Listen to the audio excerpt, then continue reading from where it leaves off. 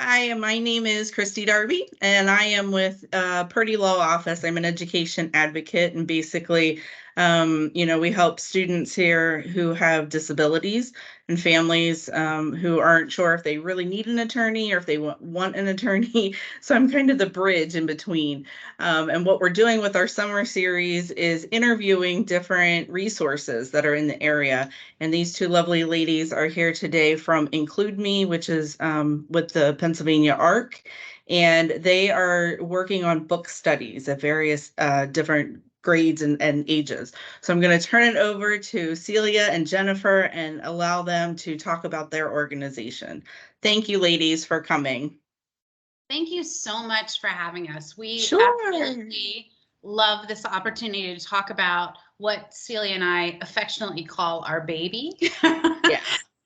We do love it so much. But yes, it is the Disability Acceptance Through Literature Book Study, also known as DATL. You can hear it many different ways, but if you're just looking for a quick resource to find more information about it, it's simple. Just type in Google and type in the ARC of PA Book Studies and it will pop up. So that's wonderful. But the book studies are something that we have for ages 5 through 105 plus. That's awesome. I know, it's like, what? No. The older groups, we don't give away our ages. So it could be up to whatever, it doesn't matter. And even the 5 has room for movement, because if a 4-year-old is at a 5-year-old's level as far as maturity goes, sure, join us. We are all about just learning about disability acceptance through literature. I mean, that's what we do. I'm going to stop talking for just a moment in case Celia wants to say anything about our introduction part. Yeah, sure. Okay, so in 2020, it was actually a coworker who started the first Disability Acceptance Through Literature book study, and it was early pandemic, it was early Zoom times. We all know what early Zoom times was like. I was just remembering how I would put on lipstick for my Zoom meetings. I thought it was a big production. Anyway, the kids also thought Zoom was a big production, but there were teen groups and things, people trying to maintain connections between students while they were out of school. But my coworker was sort of noticing that those teen groups, you'd come in and just not know what you were going to be talking about. And so for somebody who's a little bit on the I don't know about that social anxiety side of things, there was an opportunity there to create a place where you could talk about something that you all experienced, like a book. And so a place where kids who loved books could come and be students, in that it was literacy, but also be kids and see other kids. And so yeah, it was pandemic born, like so many things. But the Zoom part of it is what's allowed it to be statewide. And so I think that remains a cool part of it, because you could be a kid in any part of Pennsylvania and meet other kids. I'm sorry to jump in, not just a kid. Not just a kid. Why? I'm sorry. Go ahead, Celia. You're doing a good job. But it's a good point. So we started with the 8 to 12 age group, our kids' book studies. And since then, we have story tours, which Jennifer mentioned are for 5-ish to 8-ish year olds. And those are more of a story-focused book study. So every book we read every week, and we talk about it, and we have little activities. We have emoji sticks, so that, let's see which one we got. Oh, we got emoji sticks so that kids can participate non-verbally. There are lots of flexible ways to stay engaged, camera on, camera off. And we really do have kids of all different walks of life. Is that a good way to put it? Just all different kids are welcome to these book studies, and we hope feel welcome at these book studies. We really want it to be an inclusive experience. So we've learned a lot. I can speak for Jennifer and for our other facilitators, because we have other facilitators at the ARC of Pennsylvania who've joined us and help us to reach more kids. but yeah, we learn from the kids who join what would make this more inclusive and what would make this more engaging. So we have kids who come with augmentative and alternative communication devices. We have kids who will come with a parent who just really knows that kid and knows what they want to say. We have kids who will come by themselves and just quietly enjoy the other kids on the screen. So really, we want it to be inclusive, and we strive to make it more engaging with each new season. And Very some of cool. the kids don't have any learning disabilities at all. They're just students in the regular classroom that want to be accepting of all students. So when we say we are inclusive, we mean we are inclusive. We are not a book study that is only for kids with disabilities. We Okay. are a book study for all. And that's Very the cool. beauty of it. And we adjust every time. Our first book study, usually, sometimes with adults, it's a little different because we can do things a little differently with adults. But with the students, our first book study is always just to get to know you so that we can take that information that we get during that first book study and adapt it so that the next book study is right at their level at what they need. Very So cool. that's the beauty of it. I mean, well, there's many beauties of it, if I may say so. But yeah, it is a wonderful opportunity to connect. And I know that some family members are like, well, we don't want our children to be on screen so much, right? But this is an opportunity to connect with people all across Pennsylvania. So that's why it is on screen. We would love to do it on person, but I should say in person, but unfortunately, because we are spread out throughout the state, we can do it virtually and have people throughout the state. And this is the best way to be able to do it. Right. Very cool. So what are your age groups? I know you started with the 5 to 8, and then where does it go from there? I love that you asked that, because I do want to say that age groups are by parent recommendation or by participant recommendation. So it can vary. It's not a hard, fast rule. When we talk about age groups, we're talking about maturity level, much like you think of as for movies, right? Right. You have PG, you have G, you have PG-13, that sort of thing. It's maturity level. So we have 5 through 8, which is what we affectionately call our littles, right? Story tours.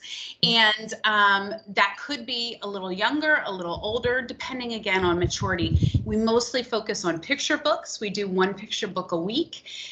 They last 3 weeks. And it's usually based around a theme. Again, dealing with disability acceptance. Then we have 8 through 12. Again, that could be 7 through 13 or whatever. I mean, it really it depends on the participant coming in. But maturity level, 8 through 12. So the books that we have in there are usually chapter books.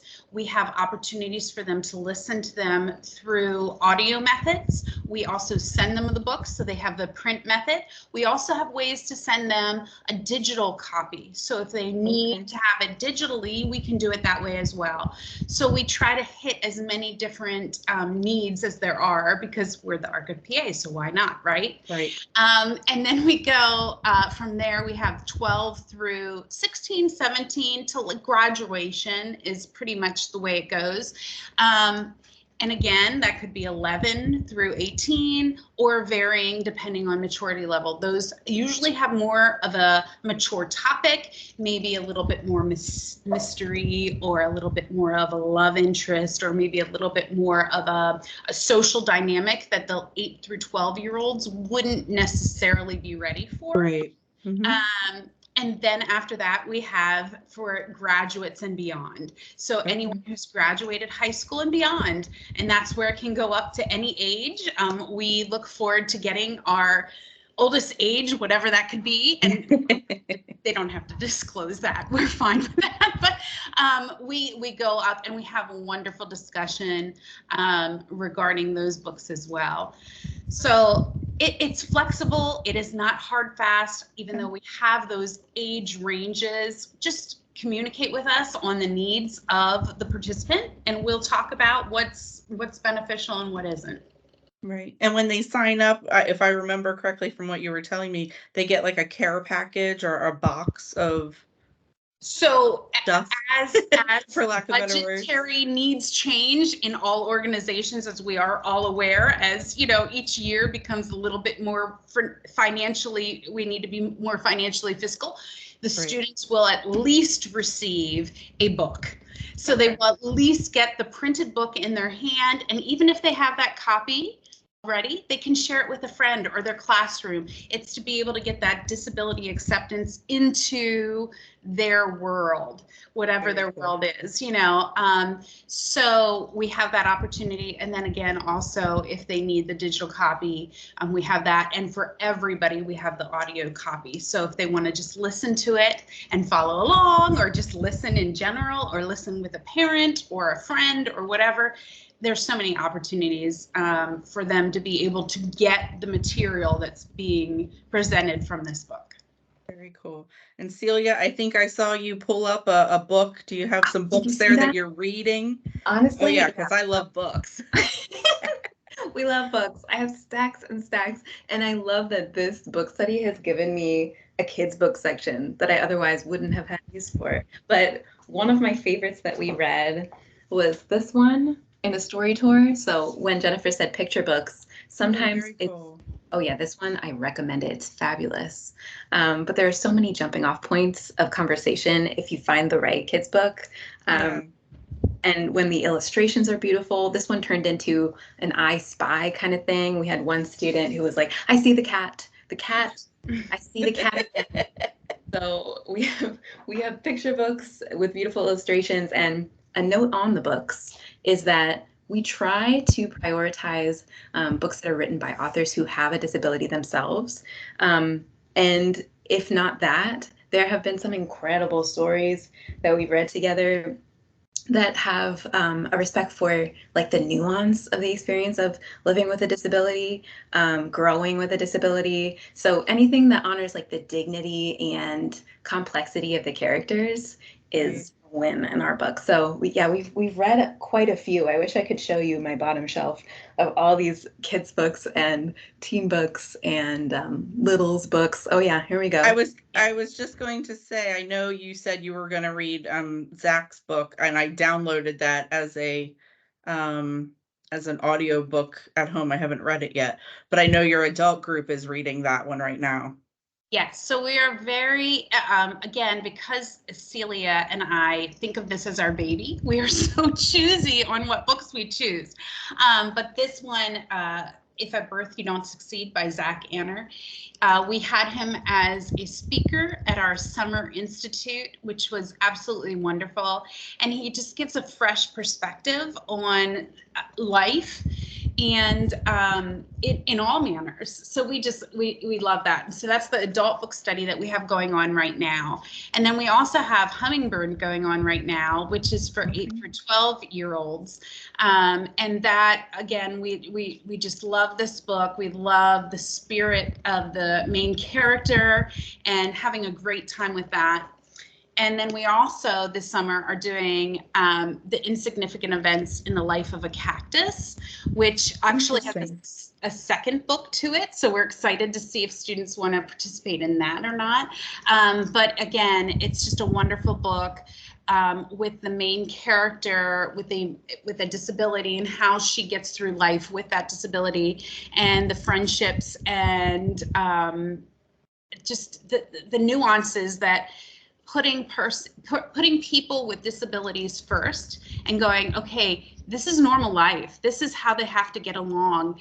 And let's see how we as people can also help them without doing things for them. I mean, they have so much they are capable of. So it gives us this new perspective on people with disabilities, putting them at an equal spot with us. And that's our goal, is to just be able to open it up to everybody and say, look, we are all the same. We all have the same heart. It beats the same way. We learn the same way. We love the same way. And why not be accepting of everybody? Very cool. Is there a fee for the parents or for the kids? Wow. Yeah, I know.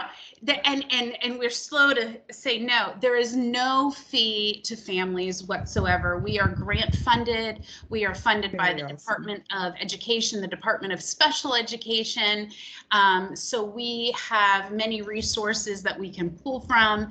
And our goal is just to get that acceptance out, and that is our goal. And we take a hit as far as cost of it, but we think it is a hit worthwhile, because getting this information out to the public and helping the public see we are all in this world together. There is no difference between any of us other than just normal everyday things, but we all get through life pretty much with the same struggles and that sort of thing. We just have to kind of figure out ways to get through it. And if we can help each other along the way, why not? So, Right. yeah. And if somebody wants to sign up, you had mentioned before, they just Google PA ARC, Include Me, or the book study, and then it just pops up and they log in that way. Yeah, if you just type in the ARC of PA Book Studies, it comes right up. It's like the first, maybe second, but I think it's the first Google search. So Awesome. we love that our name is getting out there, that it's able to be a first search. Yes. Yeah. Yeah, this is such an amazing group. I've been working with Jennifer on other issues, and what you guys do is amazing. And there's so much more to the Pennsylvania of ARC. Look at their website. There's a lot more things that they do. But I, of course, love books, so that's what I wanted to talk about. Do you ladies have anything else that you want to talk about or mention before we go? Go ahead. I was going to say, one way to be the first to know about new books, we'll do book studies. Yes, well, that's right. You were mentioning about new books. Yes. Yeah, so every season we have a new crop of book studies. Right now we're running 3 every season. So in the fall, our fall book studies will be announced actually pretty soon, probably by the end of the month. We'll be able to announce our fall books. So if you want to just stay in the loop, you could follow the ARC of PA on Facebook or Instagram. Very cool.